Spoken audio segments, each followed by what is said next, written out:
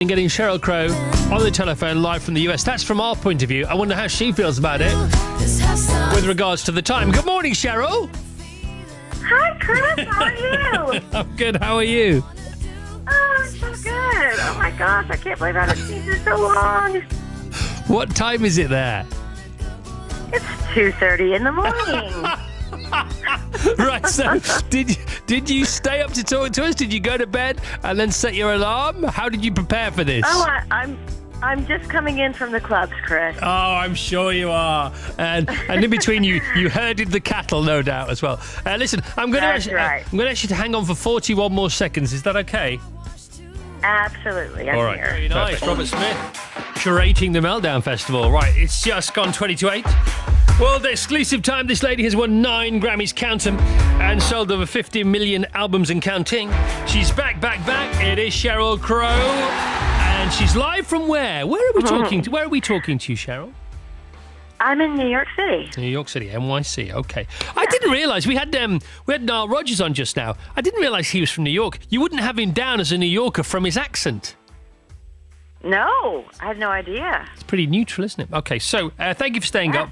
We really appreciate it. Now, we have a world exclusive of a new single. It's coming up in a few minutes' time from a new album coming up in 2019. And I understand this is the culmination of you getting your friends around. Is that right? Yes, and I am really excited. I've asked some friends to be on it, and I've got Stevie Nicks and Keith Richards and Neil Young, and it's a compilation of people that I've known for years, people I've loved, and I've really never asked anybody to be on any of my records. I mean, I've had a few people along the way, but this is something different. This is really just a moment in time of kind of reflecting and asking people to come in and be a part of what, I mean, I'm not exactly sure. It's maybe my last album. So it would be very hard to follow up. I may, continue to go on and write songs and put them out as I go, but I don't know about ever making a full album again. Why is that? Well, it's interesting. Music, the industry's changed a lot. I think people are more interested in hearing songs. I don't know that people really are interested in purchasing a full body of work. And this just seems like a great thing to go out on as far as like making giant creative statements. I can't say that is, written in stone, but I'm thinking that way because it would be very difficult. I mean, I've really, it's taken me about 2 years to make the record, and I've reached out to people that I've had relationships with. So, we'll see. I think when you hear the record, you'll understand.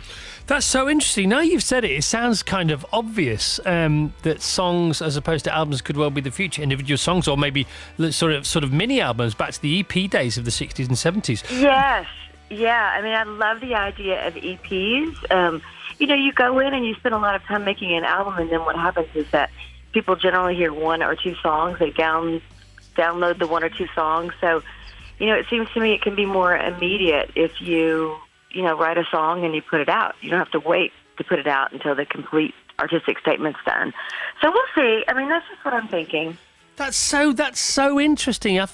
That's never occurred to me before. Lots of people in the music business thinking the same thing. You know what? Honestly, I don't know. But when I think about trying to follow up this record, I can't imagine what I would do next. I mean, it's a really big record.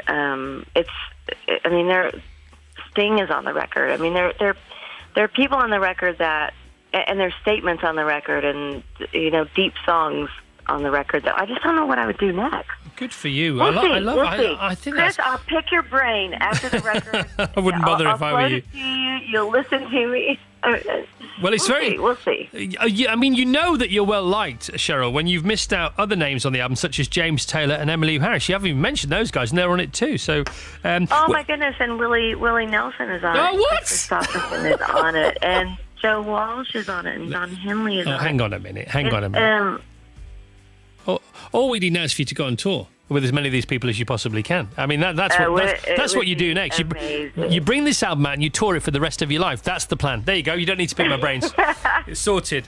Now, so you're coming over here at the weekend, which is nice. You're playing Birmingham and the Sage in Nottingham and the Isle of Wight. You're playing Joe Wiley and Simon Mayo's show on Monday, which is going to be lovely. That's right. Sheryl, I haven't heard this new song, but Golden Graham's already raving about it. Tell us about the song we're about to play. Oh, Wouldn't Want to Be Like You. Tell us about this tune. Yeah, this song actually is. It has St. Vincent on, who I know you guys know. She's been over there, and I'm a huge fan. And it's for the collaborative record. She's playing guitar and doing backing vocals. And I sent her the song and said, "Look, I've written a song about people who lie." To the point where they dig themselves into a hole and, can't tell the truth from a lie. And, we're going through a lot of changes in America, as I'm sure you noticed in the news. And I'll kind of leave it at that. We seem to be not able to distinguish between the truth and the untruth. Right. It's about that. I'm no Sherlock Holmes, but I think I have an idea of who you may be talking about. Right, Sheryl, lovely to talk to you. Can't wait to see you this weekend. Can't wait to hear you on Joe and Simon's show on Monday. Thank you very much indeed for waiting up for us. Chris, thanks for playing it. I'm excited.